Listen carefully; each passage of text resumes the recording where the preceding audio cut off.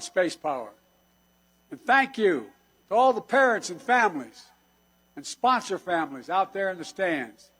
You supported these cadets throughout their lives. You taught them how to stand up, never bow, never bend, never yield. You inspired them to put integrity first, choose service over self. Sounds like hyperbole, but it's literally what you did.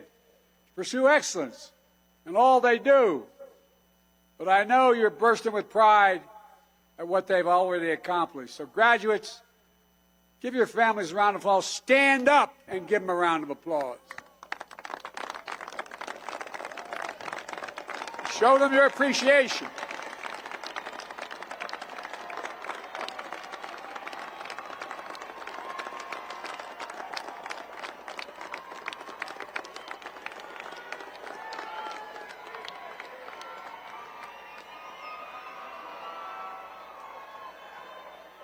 I think they're excited.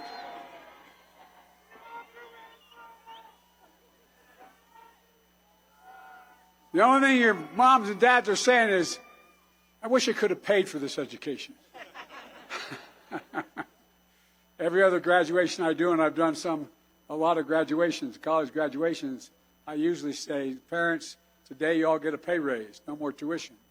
But Secretary Kendall, General Brown, General Saltzman, thank you for leading our Air Force and our Space Force to take on the missions that most matter for today and the future, so we can continue to maintain air and space superiority, just as we have in every U.S. conflict in this century.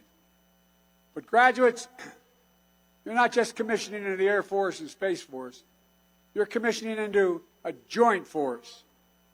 One thing working more closely together across the service branches than ever before in new ways to deter, if necessary, defeat every threat to our nation. Last week, I was proud, and I mean it sincerely, to nominate your Air Force Chief General C.Q. Brown, Jr., the next chairman of the Joint Chiefs of Staff. Stand up, General.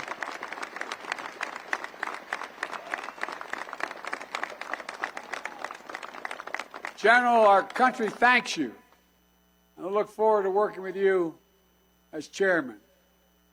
And these graduates will have the additional pride of starting their careers of service led by a general that might say, butt-kicking American airmen. I think you used that phrase. Class of 2023? All right, man, you better. This is a day you've worked hard to reach. Think back to that first day of basic, when the bus dropped you off at the footprints. You didn't know what the hell lay ahead. Maybe you were wondering what exactly you'd gotten yourself into. And then, after a few days of acclimating, getting yelled at nonstop by your cadre, hearing those words that meant it would only get worse, quote, PT ban has been lifted. As if that's a good thing, right? PT ban has been lifted. Marching down to Jack's, building tent city, even sweeping the dirt to make it look like there were hallways. You know, before making it past the assault course fall and the assault course Nunez. And I tell you what, you're all crazy. But at any rate, no, I'm not kidding. Remember the pride you felt joining the Flying Wedge in the TIZO. The first time during the Acceptance Day parade, only to face an even more difficult challenge when the school year began. Academics. It wasn't all push-ups and cramming for Prague Week, though to set the Guinness Book of Records, world records, most simultaneous push-ups, there had to be an enormous amount of push-ups. Beyond you, but all of you, I think you had some fun along the way. Maybe a good use of your Epic passes. That would be reason enough to join. Had a few steaks and tortellini dinners. Celebrate commitment and job drops. I got to see some of you at the White House a few weeks ago to celebrate winning the Commander-in-Chief Trophy for the 21st time.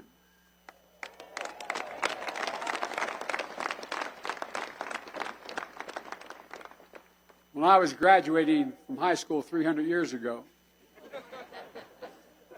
I applied to the Naval Academy. And I was picked by the senator. There's two ways senators can pick. You can pick individually, or they can name 10 people and let the Academy choose. I was a relatively good football player, so I had a shot. And I remember the day that a guy named Steve Dunning from my class was also nominated. Drove up, was about 7 in the morning. We were going to drive down to Annapolis. And I had just heard the night before they had a halfback named Joe Bellino, won the Heisman Trophy, and a quarterback named Roger Staubach. I went to Delaware. Blue Horizons rocketry team managed to send the superintendent's flight cap all the way to space. I don't know whether he knew it or not. But even more impressive, you got it back, some 70 miles away. Of course, there may also have been achievements of less sterling nature. Maybe you had to do a few tours. Maybe you're one of the cadets who decided to enjoy the view from the top of the chapel in the box. So before I forget, since I was one of those schools at a state university, I found myself in a little bit of trouble a couple times. I really wish that a commander-in-chief had spoken at my graduation, because I have the power to hereby waive any confinements or restrictions of minor cadet disciplinary systems violations. They're waived. Man, I wish at my commencement the Speaker had that power. Look, after 4 long years, you push to the limits and forged into leaders of character. And after finally getting to jump into the fountain, you commissioned as a second lieutenant of the United States Air Force, the United States Space Force.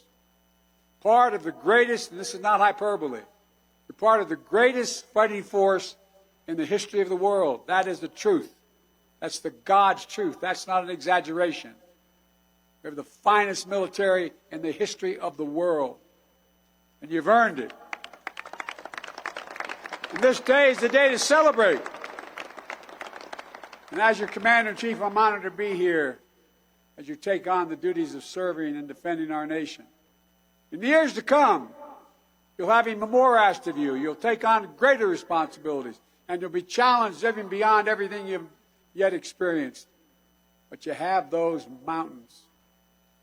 You leave them as you look at them. I'm sure you're going to be thinking about this a lot as you're moving through your careers. As you leave these mountains, where the air is rare, you're going to take with you the confidence that your years have prepared you for whatever is ahead. After all, your time at this proud institution is defined by so much history, so much tradition, and marked by significant change, as was referenced earlier. Unlike classes that preceded you, you've had to adapt and overcome time and again, to reorient yourself together with your squadron and your wing and find new ways to soar. As been mentioned already, when COVID hit during your 4th-degree year, you had to rapidly redeploy back to your homes and learn new ways to study and maintain camaraderie during COVID station. And by the way, I wonder how many of you had to kick your brother out of your room when you went back. But all kidding aside, recognition may have been cut short, but it came back in the fall. You did the run to the rock. You earned the prop and wings, just like every cadet before you. Resilience, creativity, endurance, commitment. These have been essential parts of your unique academy training. You're going to need those qualities as you continue your careers, because the world you're graduating into is not only changing rapidly, the pace of change is accelerating as well. We're seeing proliferating global challenges, from Russia's aggression and brutality in Europe to our competition with China and a whole hell of a lot in between. From growing instability to food insecurity to natural disasters, all of which are being made worse by the existential threat of climate change. I don't hear many of my friends anymore saying there's no climate change. We're finally figured it out. We're trying to push that since 1981. But we're seeing engaging technology, emerging technologies. All AI, from AI and 3D printing, that could change the character of conflict itself. Not going to be easy decisions, guys. I met in the Oval Office, in my office, with 8 leading scientists in the area of AI. Some are very worried that AI can actually overtake human thinking and planning. So we got a lot to deal with. Incredible opportunity, a lot to deal with. We're also working across multiple domains, developing new capabilities, like our new next-gen B-21 Raider. And you're going to be flying that sucker. And we're going to count on you to keep us at the forefront of air and space dominance, enabling an entire joint force to be stronger. Graduates, you've made a noble choice to lead a life of service. Now, you also shoulder a great privilege and a mighty responsibility. Leadership. Yeah, leadership. A word often used. In the years ahead, your airmen and guardians are going to look to you for guidance and inspiration, because the world's going to get more confusing. They'll put their trust in you. And you, in turn, must strive to always be worthy of their confidence.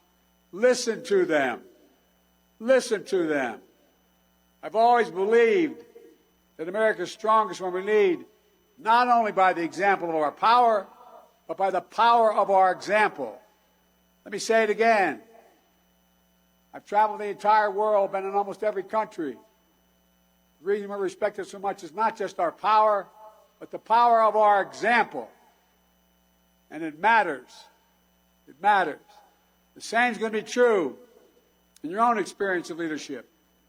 No matter what changes or challenges come, your character, your moral clarity, your capabilities must never waver.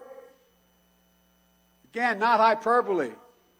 The nation needs you, genuinely needs you.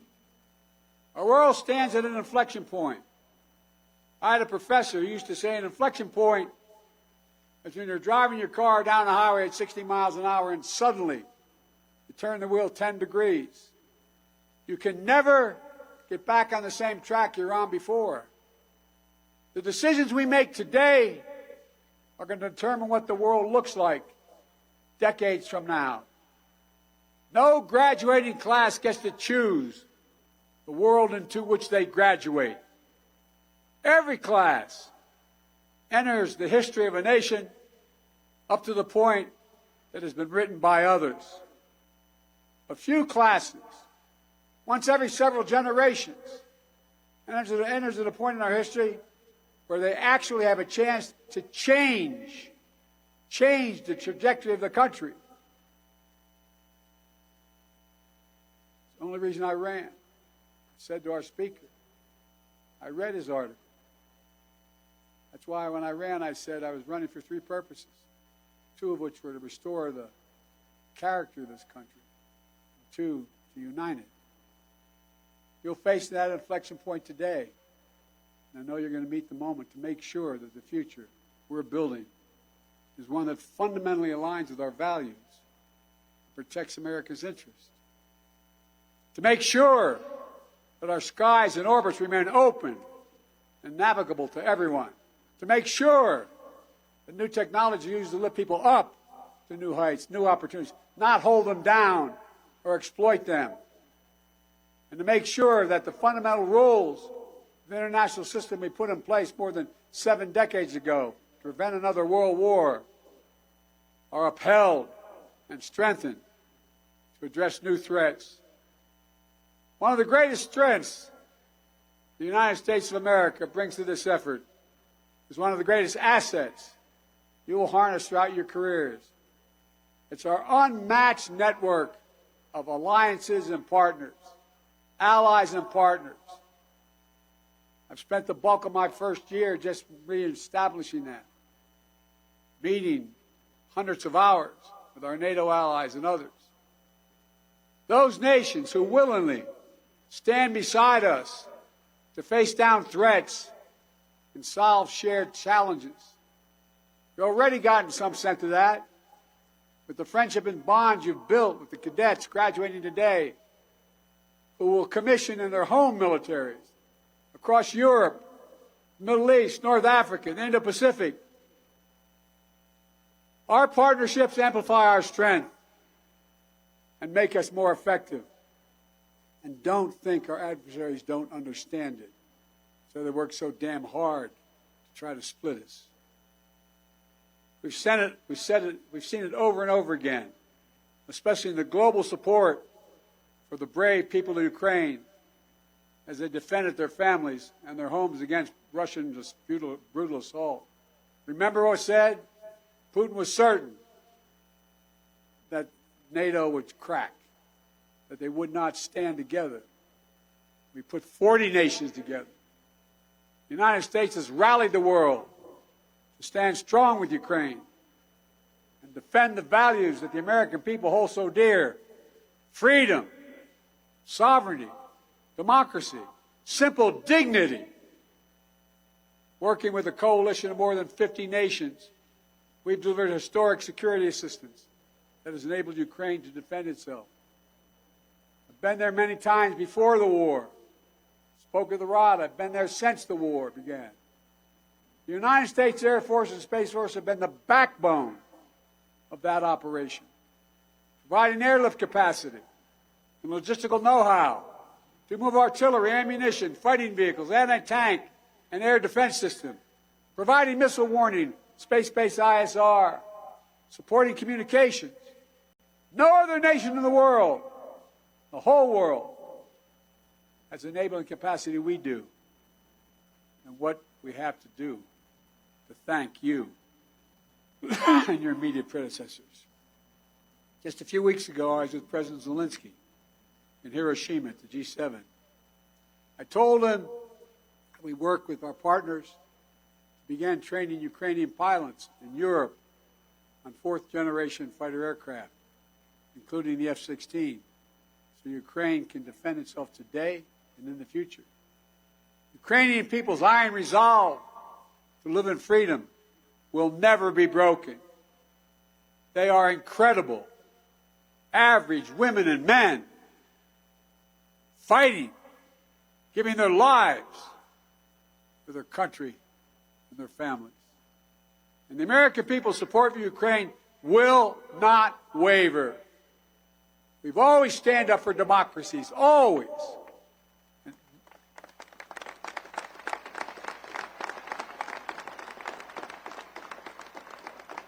Well, I ask you to contemplate what happens if it wavers and Ukraine goes down. What about Belarus? What about the rest of Eastern Europe? Look, the G7 also demonstrated remarkable unity in the world's leading democracies when it comes to China. The United States, I've met with Xi Jinping more than any leader in the world, starting back when I was vice president. The United States does not seek conflict or confrontation with China. China and the United States should be able to work together where we can to solve some global challenges like climate. But we are prepared for vigorous competition. And we will stand up for our interests, for our friends, and for our values. With our G7 partners, we should have a set of shared principles for engaging with China and minimizing the threats to our nations. By bolstering our economic security, resisting economic coercion, countering harmful practices, and protecting a narrow set of advanced technologies critical to our national security by not trading them. By working together with nations that share the most fundamental values, we multiply one another's strength and firmly fix a course toward our shared vision for the future. In every part of the world, we've advanced our partnerships in concrete ways and strengthened American security. In the Indo-Pacific, we've deepened our alliance and our trilateral cooperation with Japan and the Republic of Korea, who are now talking together and working together to enhance deterrence against threats in the region, including from the Democratic People's Republic of Korea. We've elevated the Quad, bringing together Australia, India, Japan, and the United States to advance an Indo-Pacific that's free and open, prosperous and secure. Didn't exist before. We're delivering on AUKUS, a new strategic partnership, brings the United States close together with Australia and the United Kingdom, two of our most capable allies. NATO is more energized and more united than it's been in decades. It's now even stronger with the accession of our newest ally, Finland, and soon Sweden, in the alliance as soon as possible. It will happen, I promise you. We're working with Canada to upgrade NORAD's capabilities and ensure that North America's air defense surveillance systems are the best in the world. And in just the past 12 months, I've hosted in the United States the leaders of every country in the Western Hemisphere, every country in Africa, Southeast Asia, and the Pacific Islands. We are a Pacific nation. These nations may not all agree with us on every issue, but they want to work with us. They choose us, not because of threats or coercion, but because of the common interests we pursue together to make the world a better and safer place for everyone. That is what the United States stands for. When people around the world see a United States gray tail flying overhead with the stars and stripes on your shoulders, they know what that means, no matter where you go. Freedom, opportunity, possibilities, hope. It's who we are. It's what we fight for. It's why we choose this path. So graduates, as you head out, whether to graduate school or pilot training, to serve as missileers or space operators, scientists or engineers, never forget the sacred oath you swear and the mission you serve is something far, far greater than any person or president. It's our Constitution, it's our country, and it's our enduring American values. You know, we're the most unique nation in the world. And say, well, everybody says, but we are. We're the only nation in the world formed and based on an idea. An idea. Every other nation in the world is formed based on things like geography, ethnicity, religion. We're the only nation built on an idea. That we hold these truths to be self-evident. That all women and men are created equal. Endowed by the Creator with certain inalienable rights. Life, liberty, pursuit of... That's the organizing principle of America.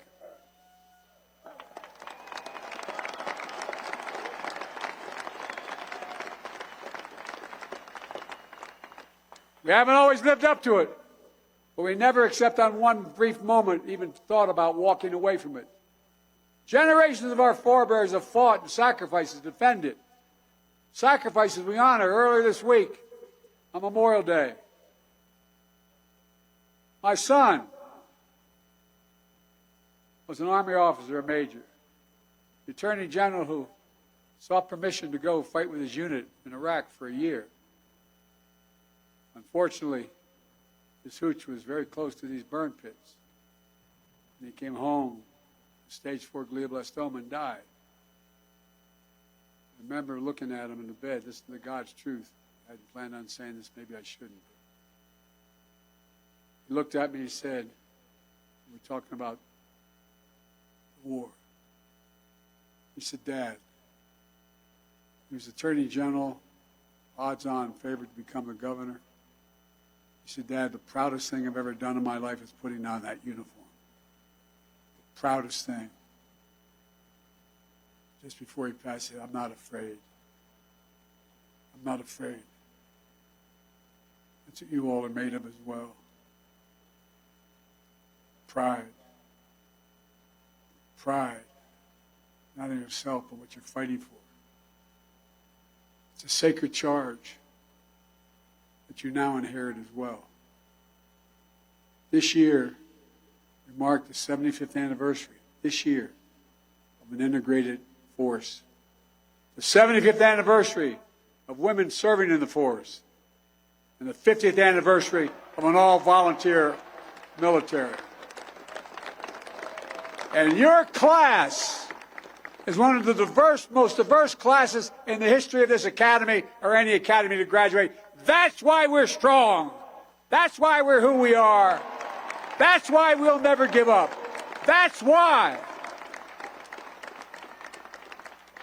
We also recognize that with every step we've taken to harness the full diversity of our nation, to tap more of our indomitable American spirit, our armed forces have only grown stronger, more effective, and more admired. The same is true of this institution. This year's graduating class is among the most diverse in academy history. You're graduating the highest percentage of women. By the way, I met with, who are those guys that fly over shortly? You heard of them, haven't you? 3 of them are women.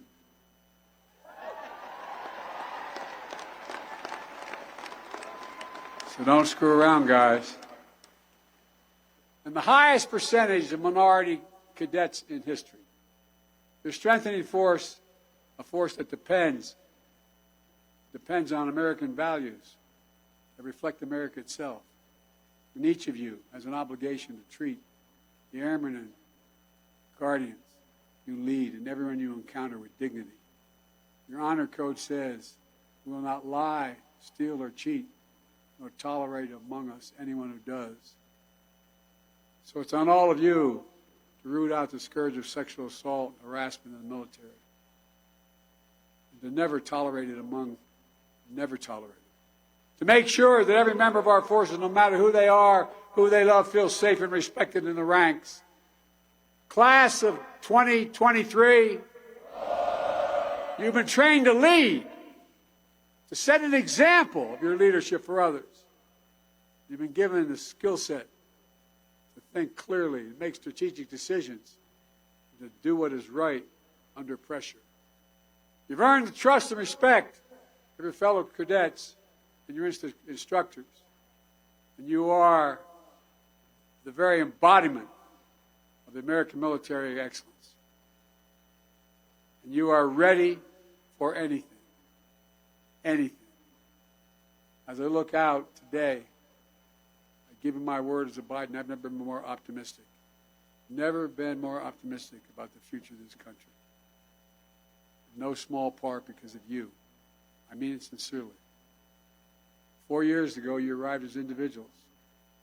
Today, you're part of a long blue line. Future generations will stand in your footsteps.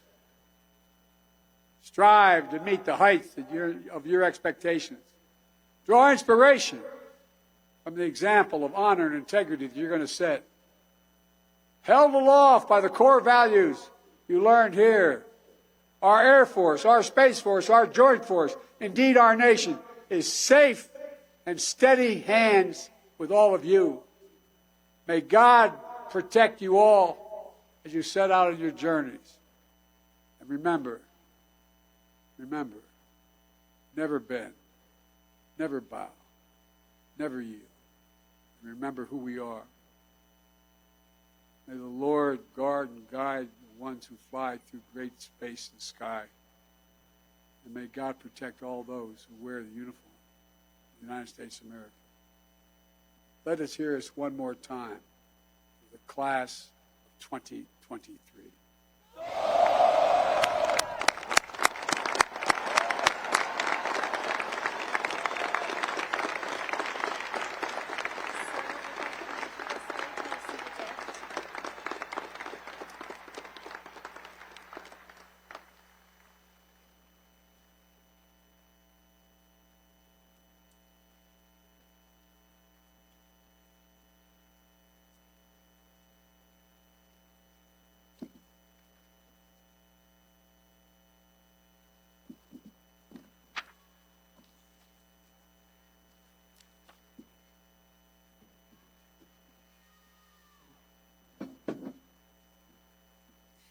Ladies and gentlemen, the Cadet Class President for 2023, Cadet First Class Usama Bamier, the Summer Cadet Wing Commander, Cadet First Class Julia Gunlock, the Fall Cadet Wing Commander, Cadet First Class Christopher von Hossel, and the Spring Cadet Wing Commander, Cadet First Class Eric Kennis, will present the class gifts to the President of the United States.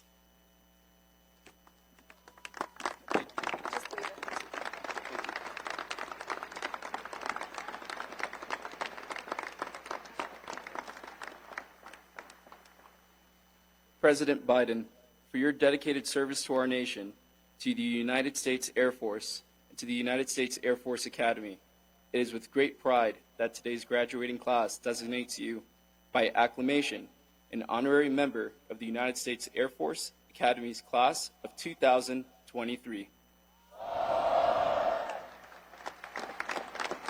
As tangible evidence of that honor, we ask that you accept this painting by Steve Weed on behalf of the United States Air Force Academy. We will also present you with our class coin as a token of our appreciation.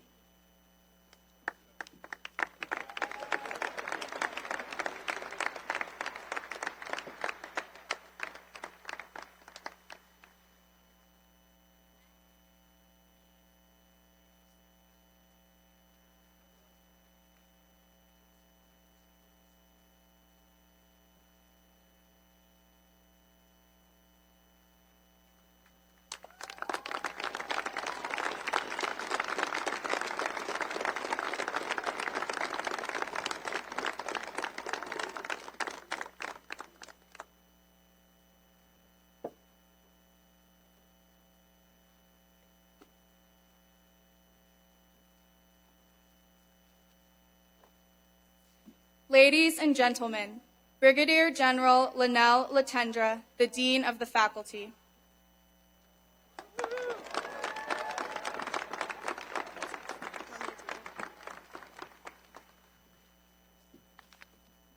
Thank you again, Mr. President. Before presenting the entire graduating class to you, I would like to highlight a few individuals for special recognition. First, I call your attention to the 97 distinguished graduates